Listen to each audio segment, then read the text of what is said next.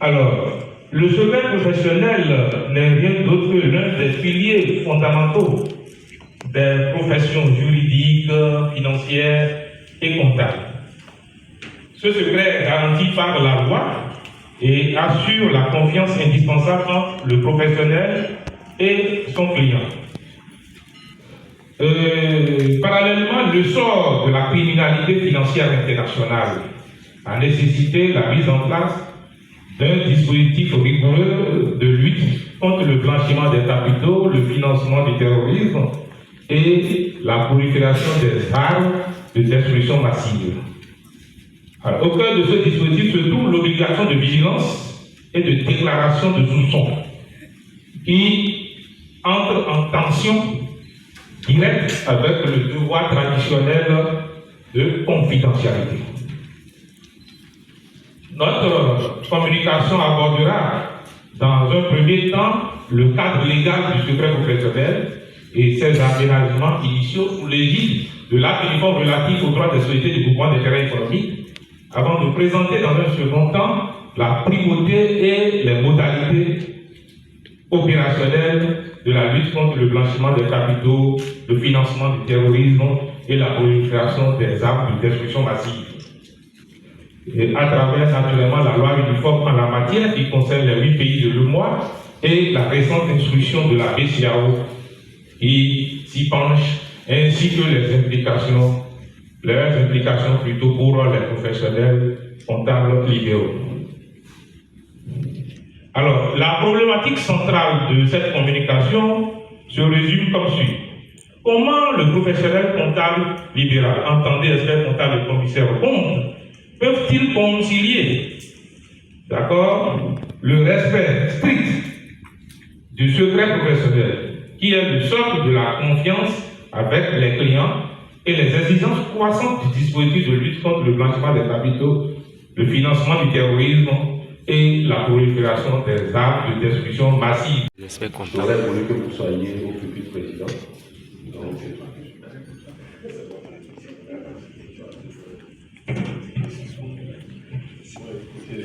merci beaucoup. Désolé de le recevoir un peu en retard. Nous avons bien reçu l'invitation. Vous savez, on est en plein préparatif de l'organisation du congrès, donc les réunions sur le TV. Mais néanmoins, j'ai tenu à faire quand même quelques minutes avec vous. Surtout que j'ai vu beaucoup de confrères qui n'ont réalisé aucun effort à mettre à votre disposition le temps. Il est de bon sens que je les accompagne aussi par ma présence. Donc, chers stagiaires, chers présidents et chers confrères, chers consoeurs, je vous salue. Je vous salue. Vous savez, c'est toujours un honneur, une fierté pour moi, ou un grand plaisir d'être toujours, de manifester notre présence quand nous avons des professions affiliées qui développent ou qui présentent des thématiques liées à notre profession. Et c'est donc à juste titre que quand j'ai appris que les stagiaires qui seront les professionnels de demain ont choisi un terme particulier qui est la déontologie, je me dis il sera irraisonnable que je ne sois pas là. Ne serait-ce que pour une femme de médecine importante. Et c'est le lieu pour moi de remercier, puisque nous avons suffisamment échangé, de remercier tous les organisateurs pour tout ce que vous faites. Et vous ne pouvez pas comprendre, la déontologie, c'est le cœur même de notre métier. C'est l'esprit, c'est tout. Et c'est ça qui détermine si ce professionnel a de la qualité ou pas. Peu importe toutes les compétences, toutes les qualifications que nous avons. Chacun d'entre nous, pour être expert comptable, a effectué un certain nombre de parcours professionnels. Vous avez eu le diplôme, licence, master, vous avez eu le bac 8, mais ça ne suffit pas. Donc la déontologie représente, je dirais, en elle seule, plus de 70% de notre métier. Que ce soit à l'entrée de la profession jusqu'à la fin. Vous imaginez, autant vous devez actualiser vos connaissances, c'est du même temps que vous devez faire un effort pour maîtriser la déontologie. Et pourquoi il faut maîtriser cette déontologie? Vous savez, je n'ai pas envie de faire un discours épistolaire où on cite, je pouvais considérer que ma parole doit être un échange, un partage avec vous. Pourquoi? Parce que à tout moment de votre existence professionnelle, vous serez confronté avec la réalité à votre conscience. Et c'est pour cela que le sujet sur lequel vous débattez aujourd'hui, c'est un sujet essentiel pour vous. Je vous en prie, ne prenez pas ça à la légère. Et une fois encore, vous serez confronté à un problème d'éthique, à un problème de valeur, de morale, d'intégrité, d'indépendance. C'est des préoccupations qui vont jalonner toute votre existence. Et vous aurez à faire un choix entre l'appât et un choix entre rester égal à vous-même. C'est ça. Ce n'est pas un métier où on le voit aussi facile parce que tout le monde est en costume, on pense que c'est facile, mais au soir avant de coucher, vous devez faire un examen de conscience. Et votre conscience est interpellée. Vous vous rendez compte? Je vais vous donner cet exemple. Vous démarrez votre carrière, vous n'avez pas encore un seul mandat, et le premier mandat que vous trouvez, c'est dans un mandat dans lequel vous avez des liens de familiarité, vous avez des liens financiers. Allez vous accepter. Il y a quelque chose de survie. C'est votre première mission. Est-ce qu'il faut refuser? Est-ce qu'il faut refuser?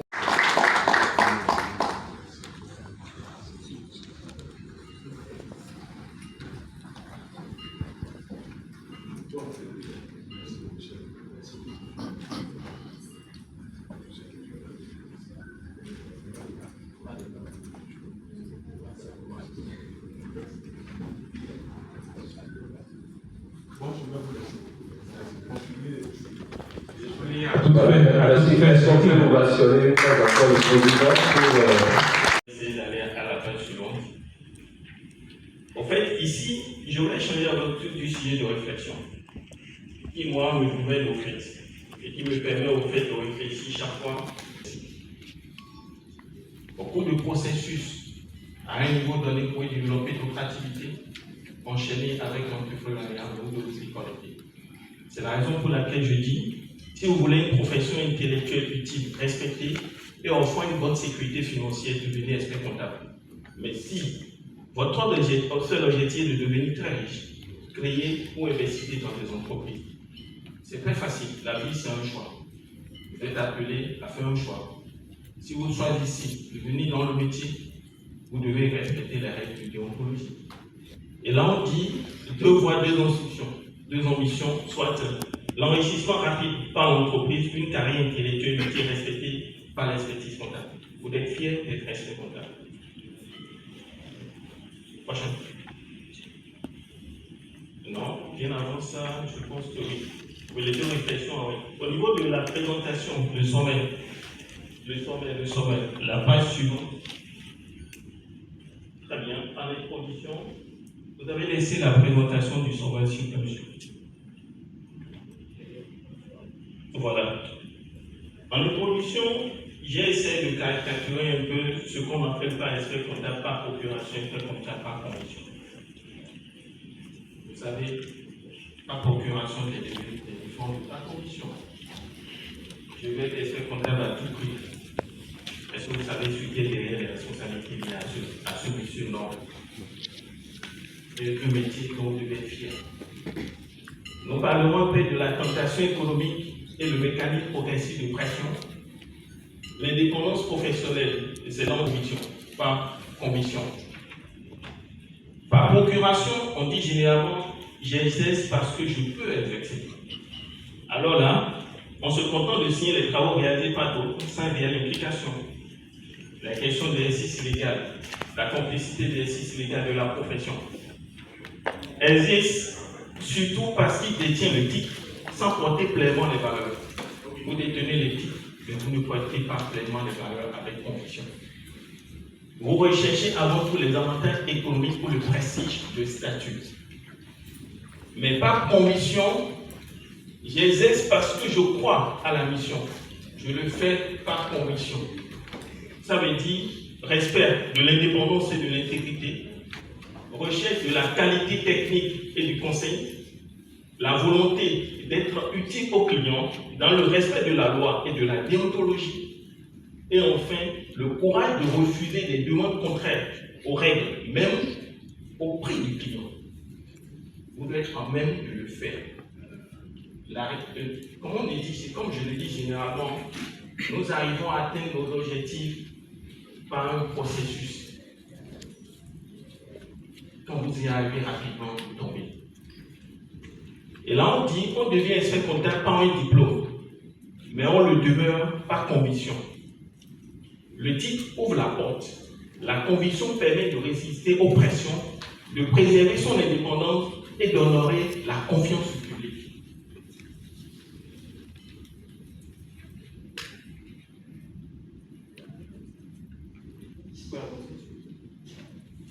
La consommation économique est le mécanisme progressif de pression exercé par les clients.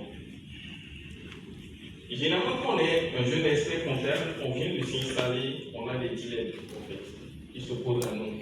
Généralement, pas que la chimie. Vous, en tant qu'expert comptable, on dit généralement, mais tu sais, c'est vous qui êtes des experts comptables, vous pouvez tout faire.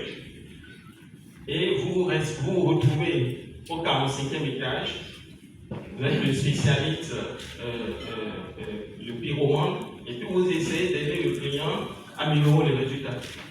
Pour combien généralement?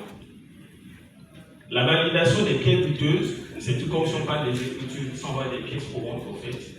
Ou bien le client vous dit généralement, je vais vous apporter après les pièces, vous croyez au client. Donc vous allez vous rendre compte généralement. 20% de votre portefeuille client fera 80%, généralement près de 80% de votre chiffre d'affaires. Et ces clients, les bons clients, par expérience, ne vous battent pas la culotte. Ce sont généralement les clients chiants qui veulent arrondir les comptes, qui veulent qu'on leur minore le résultat, qui payent mal. Et vous passez généralement tout votre temps à courir derrière eux pour recouvrir les créances au fait. Et dans le même temps, vous êtes là, vous êtes maintenu parce qu'au fait, vous avez posé des actes et que le client détient des documents comme vous. Vous avez cette pression.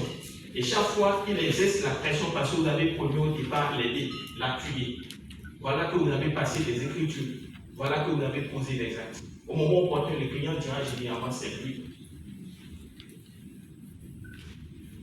Des propositions attractives, honoraires élevés, contrats représentant une part importante de vos chiffres d'affaires, des promesses d'apport de clients. On dit généralement, vous savez, moi je viens d'avoir telle entreprise, j'ai des amis dans mon réseau, tu sais, à cette tête oreille, t'inquiète, dans 2 semaines, je vais appeler tel ami, va porter tout dossier. Sans vous mentir, c'est du vent. Ça ne marche jamais comme ça. Réseau d'affaires, mission prestigieuse. Il y a maintenant les compromissions progressives. La stratégie ici, c'est que c'est la pression réellement frontale. C'est ceux qui sont bien huilés, ils sont ceux qui ont des expériences dans le domaine et qui ont passé leur temps au fait à étudier, qui ont passé 10 à 15 experts comptables déjà, ils ont la manière. Et dans ce cas, monsieur, vous pouvez passer à la prochaine diapo. Là, on dit, le client confie une mission importante au jeune cabinet. Deuxième étape, il paie correctement, devient économiquement stratégique. 2022-35 et puis non-règlement intérieur, vous avez tous les éléments, d'accord, qui nous rappellent les notions de code d'éthique de déontologie. Il ne revient pas ici de rappeler les articles, les notions, mais de m'entretenir avec vous sur certains éléments essentiels que je trouve essentiels. Les fondements ici, c'est la protection de l'intérêt général dans un premier temps. L'intérêt général, ça veut dire que vous ne devez pas travailler avec un client dans son intérêt personnel. Parce qu'au monde, quand vous présentez les états financiers, on parle en termes de partie prenante. La destination de l'information n'est pas à vous seul, parce que les banques d'institutions financières, les impôts vont étudier cette information. Ici, l'objectivité du jugement professionnel. Là, on parle la notion de votre conscience professionnelle. À quel moment, d'accord, devez-vous conclure des travaux? Et comment peut-on conclure des travaux si on n'a pas les faits? On n'utilise pas les normes professionnelles, on n'utilise pas la loi, mais on se permet également de conclure des travaux. C'est là la question du jugement professionnel. L'intégrité. Intégrité et indépendance sont intimement liées et indissociables. Vous n'êtes pas intègre quand votre opinion est dictée par une autre personne. Là, vous devez vous remettre en cause. La confiance des tiers, les banques, les tiers en relation avec nous ont confiance en vous parce qu'ils supposent que l'expert comptable est indépendant et qu'il donne une information financière fiable qui leur permet au fait d'avoir une opinion sur les comptes et d'orienter les stratégies. Alors là, dans ce cas, et on parle en termes de tiers de confiance parce que nous représentons en fait les tiers de confiance. Nous donnons l'assurance aux gens que l'information que nous fournissons est une information fiable sur laquelle ils peuvent se baser pour donner des orientations pour pouvoir prendre des décisions. La crédibilité de la profession. Nous sommes dans un maillon, nous sommes sur une chaîne.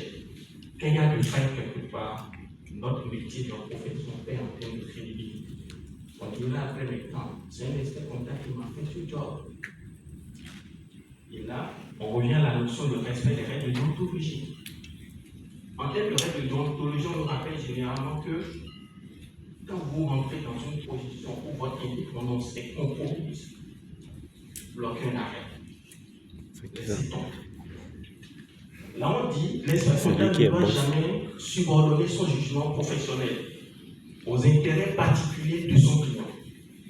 L'indépendance est le fondement de la légitimité de l'expert comptable.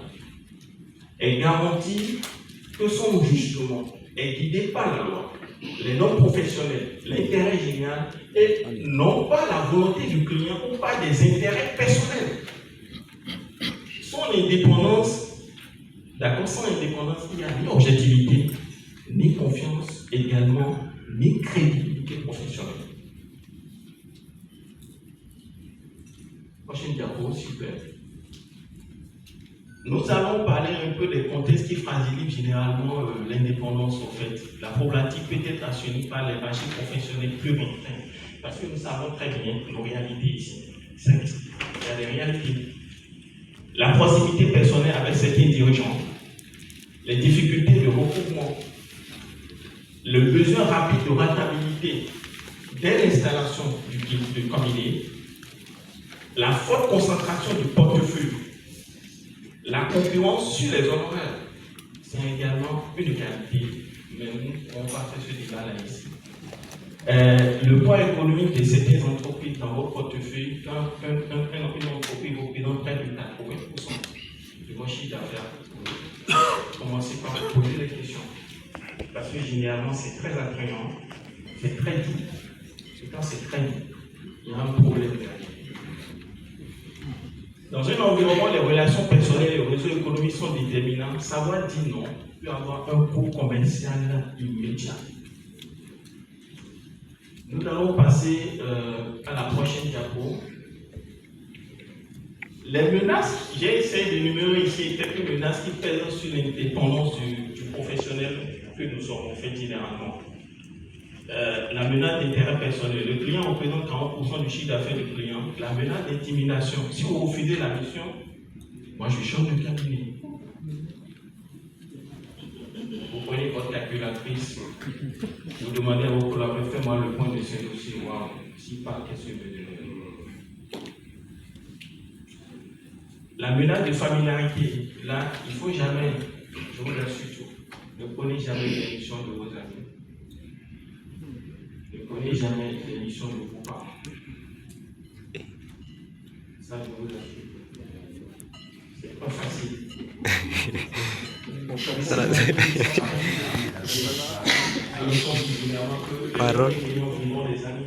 Parole qui a pêché toute information. Après, c'est des compromis. Des choses que vous ne pouvez pas payer. Les prix sont négociés avec. Sont des parents. Les compromis. Alors que cette personne est à même d'aller voir un professionnel payer plus de double. En se faisant passer pour quelqu'un qui est menti.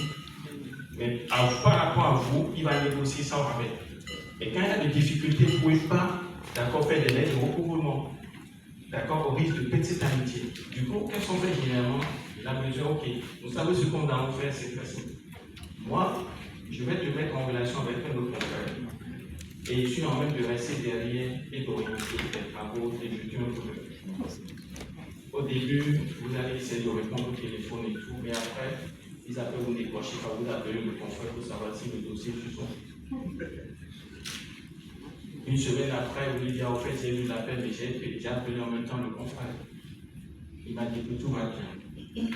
Après, vous partez dans le noir. Moi, j'ai des amis qui sont des entrepreneurs, mais ils font tout comme s'ils n'ont pas d'entreprise. Parce que je ne veux pas savoir. On est tout le temps ensemble, on mange ensemble, je sais qu'ils ont des entreprises. Ça va bien, c'est qu'on espère qu'on termine ça.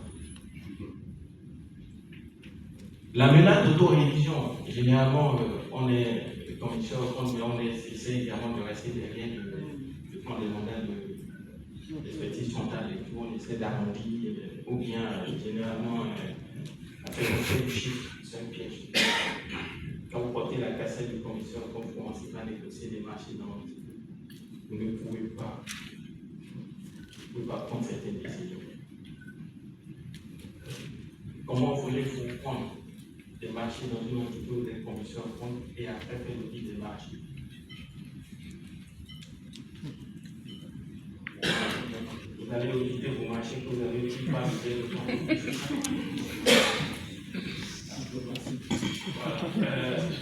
Vous pouvez passer au prochain. Très bien. Entre la peur de perdre le client et le raisonnement dangereux. Là, c'est un piège.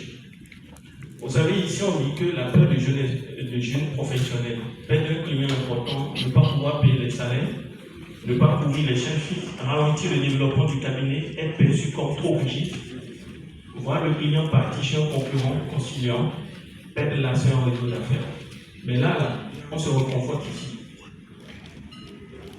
Quand on voit ça, de l'autre côté, on prend ce on dit on prend des décisions à partir de là. Tout le monde le fait. Tu as vu l'autre confrère, il a fait, j'ai refusé, mais il a pris. On dit, ce n'est qu'une seule fois. Une seule fois, quand vous coupez, ça revient. Ça devient une habitude, c'est tout. Donc, on revient chaque fois. Après, je vais régulariser plus tard. Donc, on passe les écritures, on dit après, le client va apporter les pièces.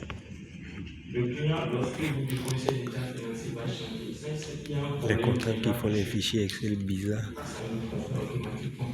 Si c'est que vous avez revenu sur cette dépense, la question qui va se poser, comment vous allez passer l'effectif sans pièce justificative, sans pièce courante. Le client est responsable de cette déclaration. Vous dites après, le client est responsable de cette déclaration. Mais vous savez, on dit généralement qu'on ne sait jamais quand le fusion marche. Après, je dois d'abord sauver mon cabinet. Vous allez sauver votre cabinet. Maintenant, mais demain, vous serez seul. Que doit faire l'expert comptable? Quand je vois ces genres de situation, moi je coche généralement deux cases. Première case et dernière case. Je refuse la mission et puis je me retire de la mission. Généralement, la vie, c'est pas que c'est un choix. Vous avez toujours la possibilité de choisir. Prochaine diapo. Les conséquences du manque d'indépendance pour le cabinet. Dans un premier temps, la question du risque disciplinaire, risque civil, risque pénal, atteinte à la réputation. À cause avec la perte de confiance au niveau de la profession, la perte de confiance du public, dégradation d'image de l'ordre, fragilation du niveau de tiers de confiance. La perte de confiance du public, c'est très simple, vous savez. Tu as un dossier là, pour appeler l'expert comptable là. Il va te gérer ça rapidement. Ne va pas directement. Envoie quelqu'un d'autre et donne ce qu'il faut. C'est pas bon. Quand vous commencez par être cet expert comptable là, ça craint. Prochaine diapo, s'il vous plaît, monsieur.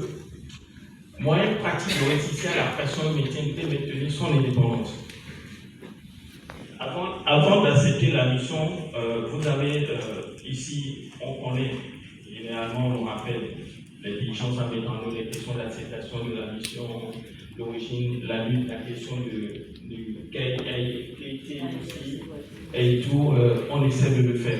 Pendant la mission, il faut éditer les pièces justificatives, formaliser la demande, tout ce qu'on fait pas là. C'est pour vous permettre au fait d'assurer votre indépendance. Parce qu'au fait, les questions d'extension des responsabilités partent de là. La question de contrôle qualité part de là. On dira, est-ce que vous avez mis en œuvre toutes les diligences nécessaires pour pouvoir maintenir, accepter la mission. pour commencer une mission et après, voilà, je n'ai pas les éléments qui me permettent au fait d'avancer dans le cadre de la mission, j'arrête automatiquement la mission. Moi, actuellement, j'ai un dossier actuellement au cabinet depuis plutôt 2 mois et puis j'ai demandé au client de venir chercher son dossier. Parce que j'ai signé la lettre de mission avec le client, j'ai mis en œuvre des diligences, j'ai demandé certaines informations que je vais dire.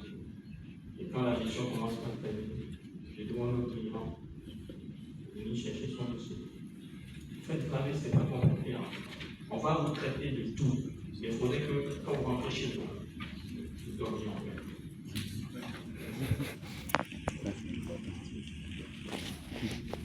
Prochaine diapo. Construction d'indépendance financière. Pour construire son indépendance financière, il faut diversifier rapidement son portefeuille. Dans un premier temps, vous rendez compte qu'un client représente 80% de votre chiffre d'affaires, vous devez changer de parti.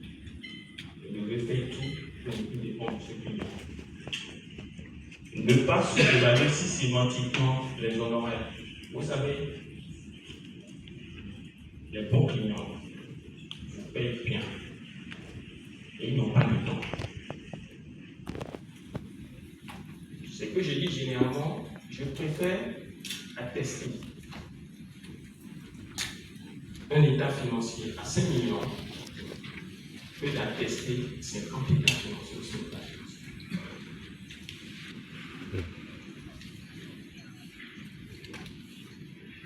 Je préfère prendre un seul dossier à 5 millions, je l'atteste, que de prendre 50. Quand on connaît 50, de 40 000, 50 000. Et c'est vite fait, bien fait là. Vite fait, bien fait. On signe chaque. Et on dit qu'on travaille.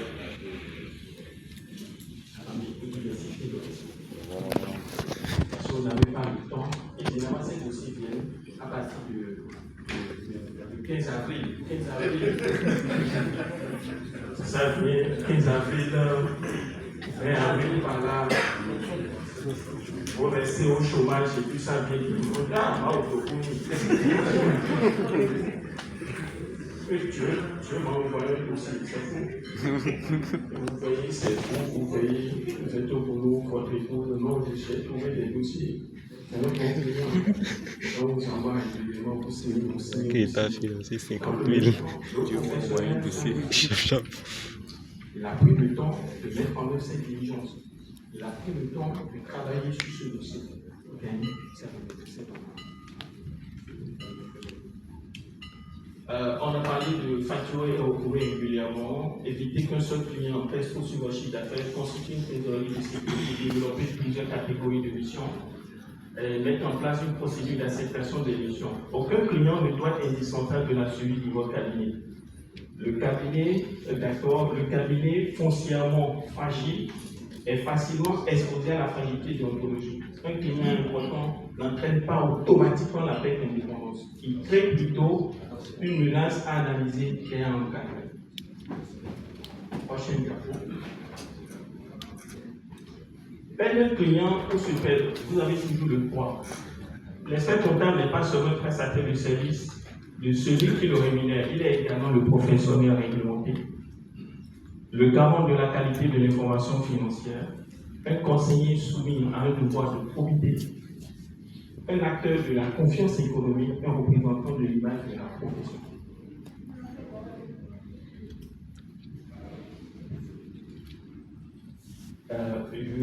Je vais conclure en disant au fait que le jeune expert comptable a besoin de clients pour vivre son cabinet, pour faire vivre son cabinet.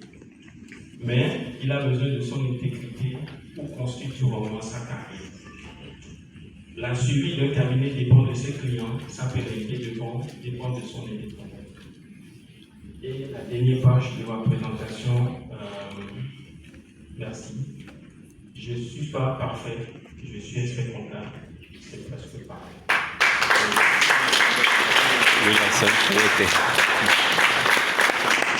Ça, c'est poésie.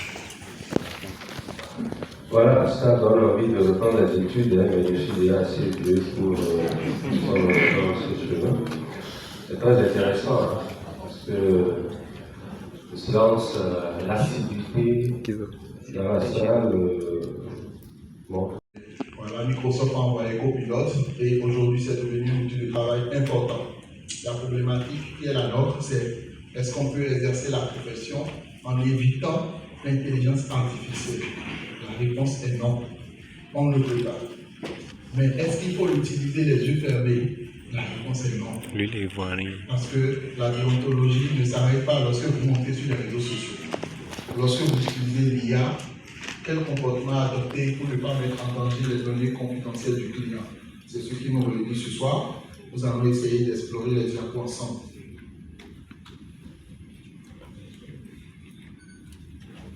Voilà. On peut avancer. Hein? Voilà, une révolution est en marche. Nous vivons trois transformations majeures. Hyperconnexion. Je défie la personne qui n'a pas touché à son portable depuis 1 heure. On regarde souvent est-ce que quelque chose se passe sur mon portable. L'intelligence artificielle. Aujourd'hui, on économise le cerveau. On veut utiliser des ascenseurs en termes d'intelligence. L'économie numérique qui peut passer aujourd'hui une semaine sans faire de mots close. Vous savez, vraiment en matière de relations amoureuses à distance, ce sont les mots qui conservent les liens. Et Seigneur. Est-ce que nous sommes prêts à exercer notre profession dans cette nouvelle environnement à laquelle nous allons essayer de répondre?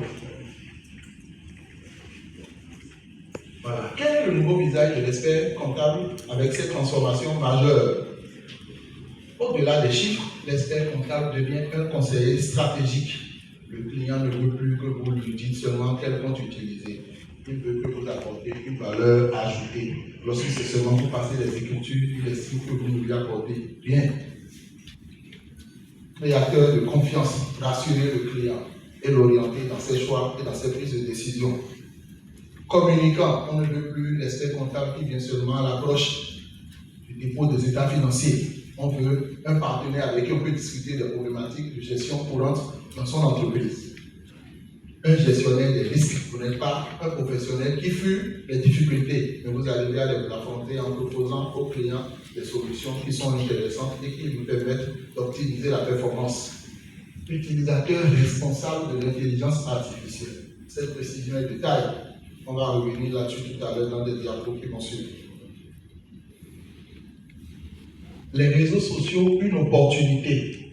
Ils permettent de développer sa visibilité. Oui, bien sûr. On fait de jolies photos, on montre qu'on est expert dans son domaine, voilà. Et bon, c'est comme l'agent d'entretien qui est technicien de surface. C'est l'appellation la plus élégante. Donc, chacun essaie de voir comment il peut se présenter. C'est ce que les Américains et les Anglais appellent le personal branding. Vous essayez d'enjoliver votre profil. Valoriser son expertise, ça vous permet de dire ce que vous faites et de vous faire connaître. Sensibiliser les entreprises sur les risques, pas de publication sur LinkedIn, on peut le faire. Ça vous permet de gagner des formations, de nouveaux clients lorsque vous le faites bien et en suivant les règles déontologiques. Attirer des talents en fonction de ce que vous publiez sur les réseaux sociaux. Vous allez constater que beaucoup de jeunes commencent par vous suivre. Et beaucoup de professionnels qui trouvent de la qualité dans ce que vous suivez commencent par vous identifier comme un modèle sans vous avoir jamais vu. Ça vous permet de vous définir une référence en termes de comportement, en termes de modèle, en termes de mentor, pour vous projeter dans les perspectives de carrière pour votre croissance personnelle et professionnelle. Renforcer la marque du cabinet. Un cabinet qui fait beaucoup de publications se fait connaître. Aujourd'hui, vous avez beaucoup de cabinets que les gens ne connaissent pas. Ensuite, il y a au Bénin, parce que ce cabinet-là existe. Si on ne vous connaît pas, on ne peut pas vous solliciter. La première étape, c'est de se faire connaître, avoir plus de visibilité. C'est très important de communiquer sur ces différents aspects. Je pense que le système éducatif aussi ne nous a pas vraiment aidé par rapport à ça. Mais aujourd'hui, avec tout ce que nous avons comme atout, il faut que chacun se réveille de son sommeil. Parce que si vous ne communiquez pas, c'est ce que les grands cabinets ont de plus que les petits cabinets. Savoir se vendre, vous pouvez bien savoir faire le travail. Et quand vous ne savez pas vous vendre, on peut vous acheter à moins de coût ou à crédit. Donc voilà un peu ce qu'on peut dire. Les réseaux sociaux sont un accélérateur lorsqu'ils sont maîtrisés. Il ne vous demande pas de poster toutes les photos quand vous êtes en train de demander la donne du port quelque part ou bien n'importe comment. Ça ne vous donne pas une image professionnelle. Mais aussi une source de risque, violation du secret professionnel. Vous devez savoir quoi publier, trier les informations. On ne doit pas publier tout. Parce que là où vous ne voyez pas le risque, quelqu'un de plus averti que vous peut identifier les risques que vous ne voyez pas. Publicité contraire à la déontologie. C'est lorsque je dis par exemple, je suis le seul spécialiste du Bénin en fusion et consolidation. C'est déjà un problème. Ça veut dire que vous venez d'insulter tous vos confrères. Eux ne servent à rien. Donc, publicité contraire à la déontologie. On peut vous convoquer à la chambre de discipline pour ça. Parce que c'est un manque de confraternité. Et c'est combattu dans la profession. Diffamation. Ah, telle personne ne maîtrise pas grand-chose. Moi, je l'ai vu face à telle problématique. Il n'a pas pu s'en sortir. Oui, mais et après, est-ce qu'il est censé tout connaître? C'est pas parce que c'est un expert comptable qui doit tout connaître. Chaque expert comptable est spécialiste dans un domaine donné. Donc, évitez de diffamer. Désinformation, manipuler l'information en sa faveur pour avoir plus de valeur, plus de coûts. Qu'on en a effectivement. Donc, c'est à éviter. Atteinte à la réputation. C'est vrai que, comme le dit mon professeur Thomas Azanoussessi, la devise du Bénin, c'est fraternité, justice, paradis. Mais c'est la fraternité qui empêche la justice, paradis. Donc, lorsque vous estimez que quelqu'un vous a manqué de respect et que vous voulez le traîner devant les tribunaux pour quand même faire la l'ordre, votre maman va dire, quand j'étais enceinte, c'est le papa qui a donné l'argent qui m'ont amené à l'hôpital pour que je puisse faire l'accouchement. Mais sous notre yeux, ça ne se passe pas comme ça. Parce que si vous traitez mal l'image d'un cabinet international, donc soyez prêts quand vous traitez devant les tribunaux, et c'est vite fait, c'est vite arrivé. Donc, atteinte à la réputation, c'est vraiment très important. Donc, nous devons être vraiment intelligents dans les publications que nous faisons sur les réseaux sociaux, car une publication dure quelques secondes, mais ses conséquences peuvent durer plusieurs années. Et c'est vraiment très important de garder cela. Comme je le disais tout à l'heure, si vous êtes expert comptable, si vous êtes sur les réseaux sociaux, il n'y a plus les règles déontologiques. Car la déontologie ne s'arrête pas à Internet. Ce n'est pas comme si vous venez sur Internet, les règles déontologiques ne sont plus valables. Les règles déontologiques sont valables partout où vous passez. Donc, il y a des principes cardinaux que nous connaissons dans la profession. On nous enseigne tellement de fois qu'il faut les garder à l'esprit, comme l'intégrité, l'objectivité, la compétence professionnelle, la confidentialité, le comportement professionnel. Ce sont des valeurs qui sont chaque fois évoquées parce que pour que vous puissiez bien faire mener la profession et bien l'exercer dans le respect des valeurs, il faut forcément que les fondamentaux soient respectés. Et ce sont ces règles qui sont les règles fondamentales. L'intelligence artificielle, on en a parlé. Est-ce qu'il faut l'éviter? Non, mais il faut la piloter. On doit piloter l'intelligence artificielle. Aujourd'hui, ChatGPT, Microsoft Copilot, Gemini, Perplexity, DeepSeek. Voilà. Demain, on aura des assistants d'outils de fiscalité de conformité. Donc, c'est l'IA à une échelle encore plus sauvage qui va essayer un peu de jouer les rôles des professionnels que nous sommes. Donc, on est conscient que ça ne peut pas tout faire, mais ça peut remplacer en grande partie, une bonne partie de ce que nous faisons. Ce que l'IA change, l'IA peut résumer, rechercher, automatiser, rédiger, traduire, assister l'audit. Mais elle ne signe jamais un rapport. On est d'accord? L'IA ne signera jamais un rapport. Le rapport va toujours porter le nom d'un professionnel. Et c'est lui qui porte l'entièreté de la responsabilité. Donc, lorsque vous déléguez à l'IA la signature de votre rapport, c'est que vous êtes en danger. Il faut rappeler que dans beaucoup de grands cabinets, comme de beaucoup de jeunes cabinets, d'ailleurs, les cabinets Kwesi et Fils, les cabinets quand même à taille très humaine, il y a beaucoup de jeunes qu'on appelle la génération Z, les enfants des années 90 et les millénials des années 2000, qui utilisent l'IA, mais sans informer leur hiérarchie. Mais là, il faut faire une très grande attention, une très grande différence entre pseudonymiser, utiliser un pseudo, et anonymiser. On me donne des informations que je mets dans l'IA, et je mets, au lieu de mettre société Kwesi, je mets société INS. Ça, c'est un pseudo, on est d'accord? Je n'ai pas anonymisé les informations. Donc, je suis en danger parce que quelqu'un peut simplement, en lisant les informations dans leurs détails, identifier la société. Or, si je mets dans l'anonymat, ça veut dire que tout ce qui peut donner des traits d'identification, je les ai nettoyés. Le vrai conseil, c'est on ne peut pas s'en passer, mais si vous n'êtes pas en mesure de rendre anonymes les informations, évitez l'IA. Parce que personne ne sait là où les données sont stockées. Or, nous sommes avec LGPD, protection des données personnelles, la confidentialité. On n'a pas le choix parce que les responsabilités peuvent être évoquées. Quelqu'un peut faire une recherche et retrouver ces informations. Plus tard, on va dire, mais qui a eu accès à ce type d'informations? Donc, si je n'ai pas la possibilité de rendre anonyme les informations que je mets dans l'IA, il faut que j'évite l'IA. Donc, ça, c'est très important. Donc, les limites de l'IA. L'IA peut produire des erreurs. D'ailleurs, l'IA même dit je peux produire des erreurs. Donc, on est d'accord. Mais, comme quoi, c'est une information fuite, voilà les conséquences. Donc, si vous n'avez pas pris, vraiment, vous n'avez pas fait attention à ça, et que les équipes que vous avez eues, parce que ne voulant pas trop réfléchir ou souffrir, mettent des informations confidentielles dedans, donc le risque juridique est là. Donc, si un doute existe, on s'abstient. Si je ne suis pas sûr de ce que ça peut créer, ou de la confidentialité, ou de la possibilité d'identifier le client ou les informations confidentielles, j'évite l'IA, j'utilise mes propres moyens, comme je le faisais avant. Donc voilà ce qu'on peut dire par rapport à ça. Qui est responsable? Bon, l'IA n'est pas responsable. L'IA, vous êtes en tant qu'expert comptable. Revenez en arrière, s'il vous plaît. Et vous, en tant qu'expert comptable, vous devez mener une analyse critique. Et à partir de cette analyse critique, vous prenez une décision. Et cette décision fait que vous êtes. Oui, ça va vous donner les commentaires. Mais est-ce que les informations qui sont rentrées, vous les avez protégées? Est-ce que vous pouvez les récupérer? Vous ne pouvez pas les récupérer. Elles sont logées où? Vous ne le savez pas. Donc c'est l'exposition au risque et au manque de confidentialité. C'est ça qui fait que, est-ce que c'est une pratique qui est acceptable? Non. Parce qu'il faut que chaque cabinet définisse sa stratégie d'utilisation de l'IA. Et c'est très important en termes de modèle de gouvernance. Donc on peut avancer.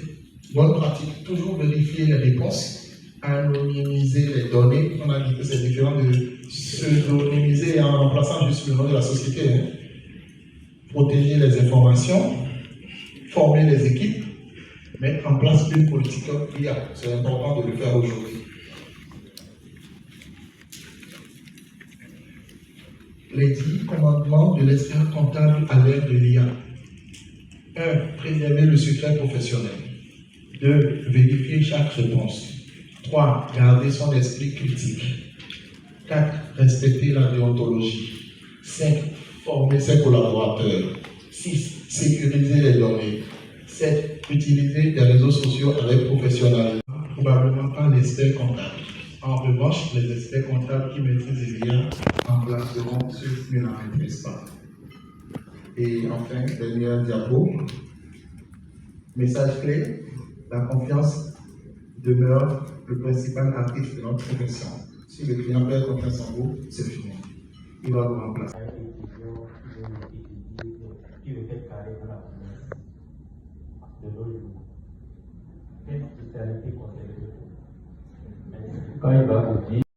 C'est ça la première question qu'il faut se poser. Et la deuxième question qu'il faut se poser, combien de fois vous avez souffert pendant votre signature? Tout le monde n'a pas eu sa signature dans les mêmes conditions. Nous passons les mêmes examens, mais comme on le dit, quand vous ouvrez la paume de la main, ce n'est pas identique.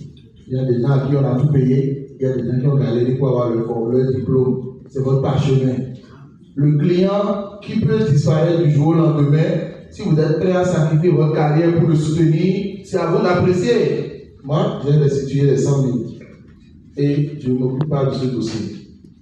Donc, c'est à vous de faire votre choix. Il faut savoir répondre aux clients qui veulent vous mettre en difficulté. Et moi, je ne vais jamais soutenir un client qui veut me créer des problèmes.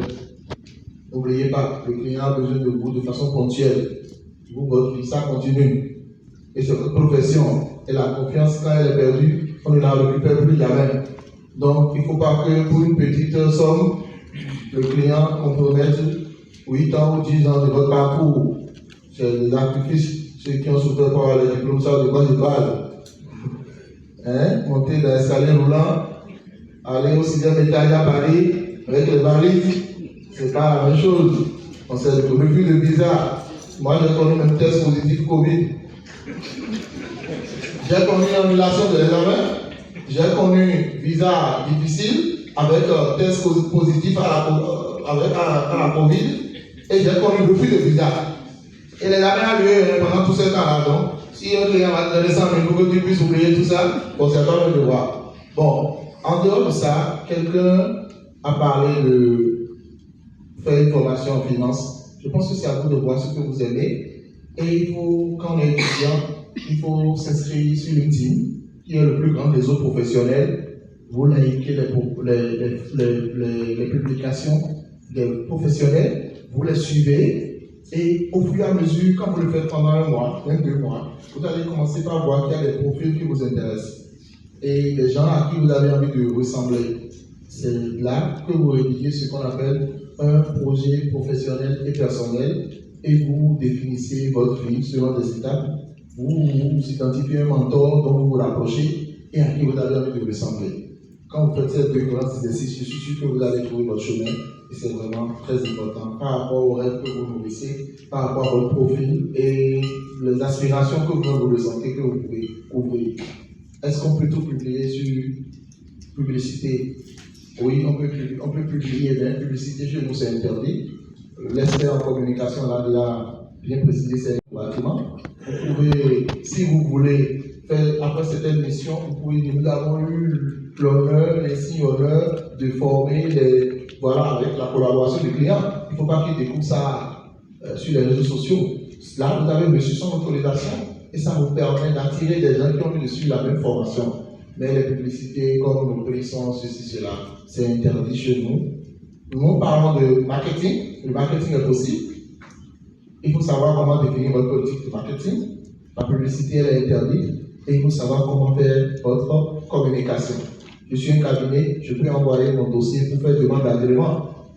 Ce n'est pas une publicité. J'envoie aux clients les services que nous offrons, comment notre capital est réparti entre passionnés, les professionnels, les associés. Mais c'est de la publicité. C'est de la publicité, mais ce n'est pas une communication ouverte pour dire oui, nous faisons ceci, nous sommes les meilleurs. Non. Mais il sait qu'on est dans sa base de données et s'il a besoin de nous, il peut me faire appel. Vous avez échangé, si ces conditions nous arrangent, on collabore. Dans le cas contraire, on ne collabore pas. Mais vous n'allez pas faire une plaque pour dire oui, c'est bon, voilà, nos affiches, nous sommes les moins chers. Non, ça c'est interdit. Bon, je pense que ce sont les aspects. Maintenant, en matière de. Alida a parlé de. Est-ce que je peux partager les informations? Oui, les mails sont pris là. Il faut créer des IA professionnels. Moi, j'ai l'expérience d'un cabinet dont je suis associé où on a créé des IA professionnels dans chaque domaine. Aujourd'hui, avec l'IA, on passe des écritures. Et après, on envoie la balance pour obtenir le résultat financier. Bon, il y a aussi quelqu'un qui disait comment peut-on anonymiser. Je voudrais quand même que mon confrère revienne là-dessus, puisque c'est très important.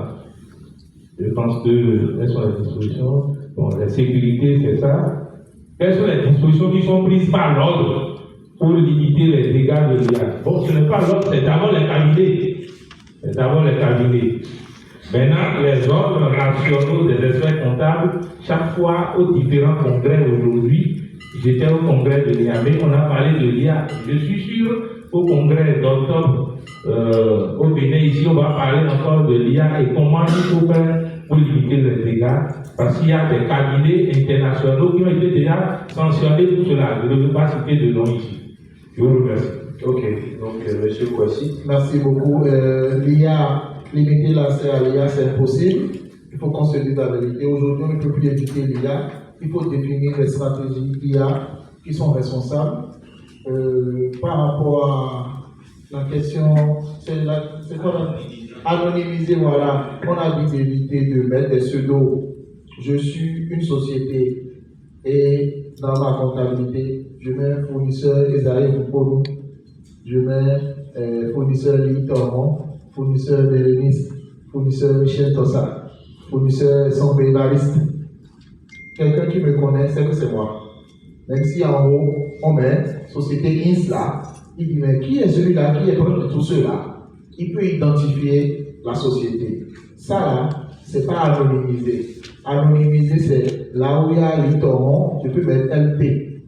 Là où il y a les valeurs sombées, je peux mettre ES. Les données les plus significatives qui sont contenues doivent être transformées. On ne pourra plus identifier. C'est ça qui est anonymisé. On dit, il y a des données où pour faire cet exercice, c'est presque impossible.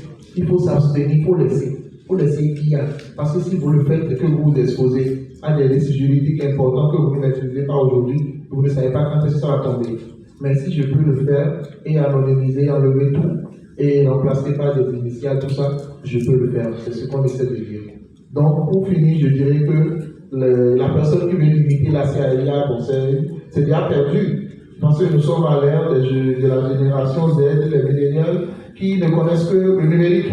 Vous voyez, il y a des gens qui ne peuvent pas passer une heure sans appuyer sur le portable. Vous voyez des jeunes qui ont le visage dans le téléphone en train de traverser la route. Donc, aujourd'hui, ce n'est plus possible, oui, parce que c'est leur vie. Même les bébés aujourd'hui connaissent tout ce que vous voulez là. Donc, ce n'est plus comment faire pour avoir, comme l'a dit Léné Sombé, des outils professionnels. Les grands cabinets internationaux ont défini des stratégies qui ont fait baisser, bon, les avantages et les inconvénients, c'est de ce qu'il y a moi, hein. C'est dans les avantages que les inconvénients se situent. Il faut savoir choisir ces inconvénients et aussi savoir choisir ces avantages. Oui, oui. Si je m'inscris dans la même biologie que lui, en fait, nous avons des outils que nous n'utilisons pas. Vous savez, généralement, pour copier des données, vous avez des outils. Quand je prends le cas d'une collaboration qui a l'intention de prendre les outils, les états financiers, la balance, et on essaie de relever les irrégularités, donc il y a le PACE qui est là. Est-ce qu'il sait utiliser le PACE? Donc, à partir du PACE qui a intégré la balance, ça vous ressort automatiquement les irrégularités. Et quand vous voulez utiliser l'IA, il faut faire un travail au préalable. Il faut faire un travail au préalable sans faire par exemple, on prend pas son téléphone, on va charger le fichier au balance. Il faut essayer de faire un travail au préalable. Ce temps que vous prenez après ce travail au préalable, pourquoi ne pas maîtriser le APE au niveau de l'audit au fait? Ce qui fait qu'au fait, généralement, nous avons plusieurs outils, nous avons des documents qui est dans nos ordinateurs, nous ne prenons pas le temps de l'utiliser. Il faut demander en même temps. Merci. Bon courage. Voilà, nous allons vous remercier.